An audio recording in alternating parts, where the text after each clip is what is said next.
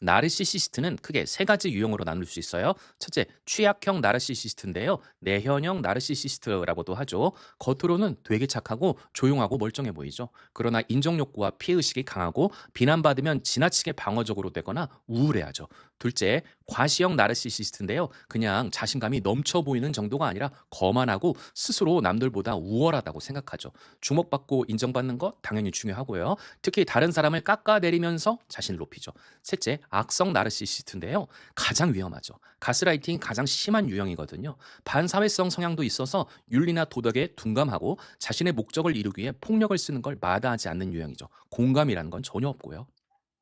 사람들이 저 사람 나르시시스트야 라고 욕하는 건 좋아하지만 자기 자신은 아니라고 생각하는 경우가 많은데요. 한번 들어보세요. 나르시시스트가 가장 잘하는 게 자기 합리화예요. 자기 합리화를 통해 책임을 회피하고 상대의 감정을 무시하고 자신의 권력을 유지하려고 하는 거죠.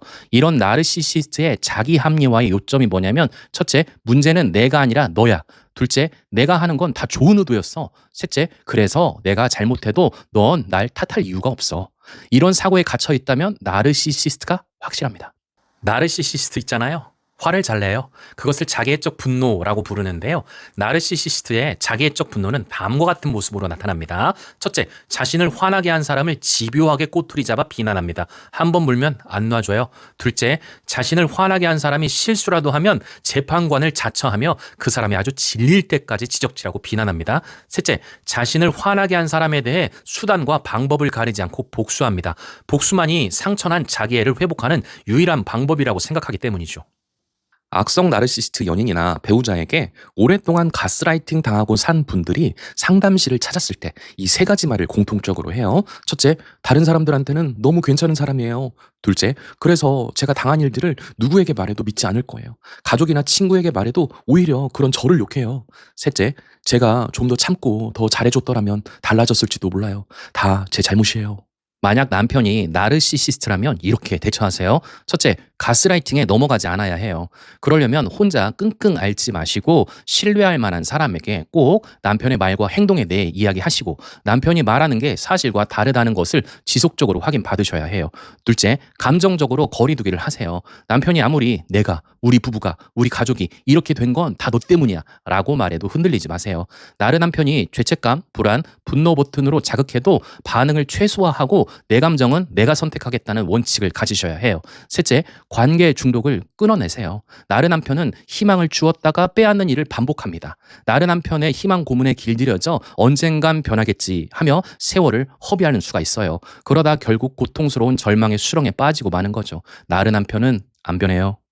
왜 나르시시스트가 될까요? 첫째, 균형을 잃은 극단적 양육 방식이 원인일 수 있어요. 부모가 지나치게 치켜 세워준다거나 아니면 가혹한 비판만을 계속하는 거죠. 또는 정서적으로 학대한다거나 아니면 아예 무관심하게 내버려두는 거죠. 특히 있는 모습 그대로 받아주는 법이 없이 굉장히 조건부적인 태도로 아이를 다루죠. 결국 아이는 위축된 자아로 인해 자신을 포장하거나 과장된 자아로 인해 거만해지죠. 둘째, 낮은 자존감도 한몫해요. 낮은 자존감을 숨기기 위해 겉으로는 자신감 넘치는 모습을 보이려고 하지만 내면은 불안정하고 쉽게 상처받죠. 그런 자신을 방어하려고 다른 사람을 깎아내리기도 하고요. 셋째, 유전적 요인이나 심리학적 요인도 무시할 수는 없는데요. 나르시시스트들은 칭찬, 주목, 권력, 성공 같은 외부 보상에 일반 사람보다 더 강한 쾌감을 느끼거든요. 뇌의 보상 회로가 지나치게 활성화된 까닭이죠. 즉, 자신이 높임받는 상황에서 도파민 분비가 급격히 증가하는데 그 경험에 중독되어 있을 가능성이 높은 거죠. 만약 부모님이 나르시시스트일 경우 자녀는 어떻게 대처해야 할까요? 가장 기본적이고 필수적인 것은 부모님과 나를 분리해 생각할 줄 알아야 돼요. 이것을 심리적 분화라고 말하는데요. 나르시시스트 부모는 자녀를 부속물로 여깁니다. 그래서 자녀가 자신의 뜻대로 생각하지 않고 느끼지 않고 선택하지 않는 것을 절대로 허용하지 않죠.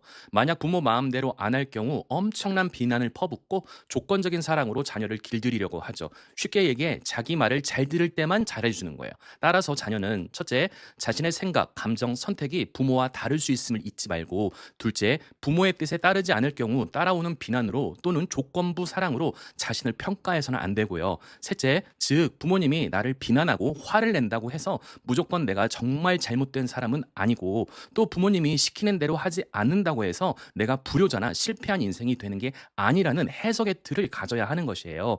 부모의 반응과 자신에 대한 평가를 분리해서 생각할 줄 알아야 한다는 거죠. 나르시시스트는 세상에서 자기 자신이 가장 중요하고 세상은 자기 중심으로 돌아가고 있다고 생각하고 자신 말고는 좋아하는 사람이 없는 그런 사람인데요. 특히 자신이 하는 말과 행동에 상대가 어떻게 느끼는지, 어떤 상처를 받을 수 있는지 그런 건 전혀 중요하지 않고 오직 자기 합리화하기에 바쁜데요. 나르시시스트가 자기 합리화할 때 쓰는 표현이 뭐냐면, 첫째, 나는 그런 의도가 아니었어. 자신의 언행보다 상대의 반응이 문제라는 거죠. 오히려 피해자처럼 굴고요. 둘째, 다 너 잘 되라고 한 건데 나한테 왜 이렇게 뭐라고 해? 자신은 엄청 노력했는데 오히려 비난받는 불쌍한 사람이라고 자기 희생 코스프레를 하는 거죠. 상대의 죄책감을 자극해서 감정적 우위를 점하려고 하는 거예요. 셋째, 완벽한 사람 없잖아. 나도 사람인데 실수할 수 있지 않아? 책임 회피의 대명사죠. 겸손한 것처럼 말하는 것 같아도 사과는 하지 않겠다는 거죠. 그러면서 오히려 상대의 과거 실수를 슬며시 꺼내서 반격을 시도하죠. 나르시시스트란 자기 말고는 좋아하는 사람이 없는 사람인데요. 사람이 자기 자신을 아끼고 사랑할 줄 아는 건 건강한 자기애라고 할 수 있지만, 그렇다고 자기 자신에 취하면 안 되거든요. 즉 자기 자신에 과도하게 몰입되어 인간관계에 문제를 일으킨다면 그건 병이죠. 심리학에서 자기애적 성격장애라고도 부르고요. 누가 이런 나르시시스트인지 알아보는 건 어렵지 않아요. 나르시시스트는 자아 도취에 빠진 사람인데요. 나르시시스트는 자기 자신의 모습, 생각, 감정, 능력에 지나치게 꽂혀 있는 사람이죠. 그래서 첫째, 다른 사람이 불편할 정도로 자기 얘기하는 것을 좋아해요. 그럴 때는 눈치를 줘도 몰라요. 둘째, 타인의 시선과 인정에 목을 매고요. 셋째, 특히 자기 감정을 극적으로 표현하고 그 감정을 공감받기를 원하죠.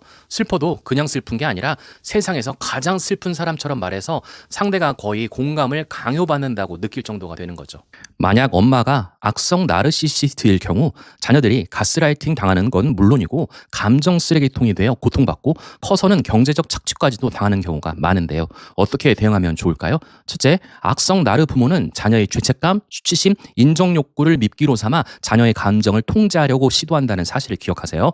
둘째, 악성 나르 부모는 자녀의 기억을 뒤틀고 말을 바꾸고 자녀의 현실 감각 자체를 흔들어 버립니다. 가스라이팅이죠.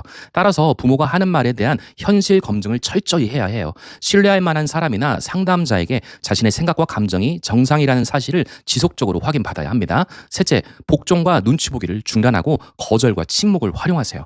부모의 모든 요구에 응할 이유가 없고 부모의 모든 말에 답할 의무도 없습니다. 거절과 침묵은 죄가 아니고 자기 보호고 자기 주권의 회복입니다. 나르시시스트인 배우자나 연인이 여러분을 가스라이팅하고 있다면 여러분은 이런 말을 자주 듣고 있을 거예요. 첫째, 네가 예민해서 그런 거지. 내 말을 왜 그렇게 받아들여? 정당한 반응을 과민 반응이라고 비난해 상대가 자기 생각이나 감정을 믿지 못하게 만들죠. 둘째, 너 위해서 하는 말이야. 다 너 잘 되라고. 비판, 통제, 조종을 애정이라는 미명으로 포장하고 마치 배려인 척하죠. 셋째, 다들 너 이상하다고 해. 나니까 받아주고 참는 거지. 자신은 아량이 넓은 사람인 척하면서 상대의 자존감을 짓밟죠. 그리고 상대의 주위 사람들과 그 상대를 이간질해 실제로 상대를 가족 안에서나 사회적으로 고립시켜버리죠.